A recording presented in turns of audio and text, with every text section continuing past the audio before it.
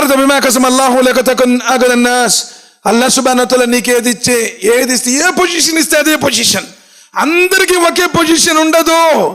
ఆయన కోరుకున్న విధంగా తక్సిం చేశాడు. ఎవరిని ఏ పొజిషన్లో ఉంచాలి, ఎవరికి ఏ పరిస్థితులు ఇవ్వాలి, ఎవరిని ధనవంతులుగా చేయాలి, ఎవరిని మిడిల్ క్లాస్లో ఉంచాలి, ఎవరిని లోయల్ క్లాస్లో ఉండాలి, డిసైడ్ ఆయన చేసేది.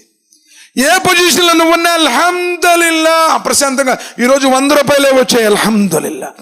2000 వచ్చినాయి, అబ్బాయి క్యాబినే. రేపు ఎందుకు 2000 వచ్చినాయి అని చెప్పడు. రెండో రోజు 3000 కావాలి వాడికి. ప్రశాంతత లేదు. నబీ సల్లల్లాహు అలైహి వసల్లం చెప్పారు కదా, ఒక పెద్ద లోయ నిండా బంగారం దొరికినా వాడి మనసు అనుకుంటుందంట, అబ్బా 2వ లోయ నిండా కూడా దొరికితే ఎంత బాగుండు. మనిషి ఏదైనా చాలు అని ఇప్పుడు భోజనం పెడుతున్నారే, వేసాడు అబ్బాయి బస్ బస్ బస్ బస్ డబ్బులు ఒక బస్తా అయ్యండి, ఇంకో బస్తా అడుగుతాడు. ఒక భోజనం బస్సి అమ్మాయి కాసక్తుంది అంటాడు.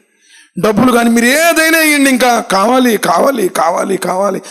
నబీ సల్లల్లాహు అలైహి వసల్లం చెప్పారు, ఆదాము కుమారుడు యొక్క పొట్ట సమాధి మట్టితో తప్ప నిండదు అన్నారు. నీకున్నదాంతో ప్రశాంతంగా ఉండు. నువ్వు ధనవంతులు ఏ పొజిషన్లో ఉన్నా. ఇప్పుడు ఎప్పుడైతే నువ్వు ఉన్నదాంతో ప్రశాంతంగా ఉండవో టెన్షన్స్, అంతే టెన్షన్స్ అనేక రకాలైనటువంటి.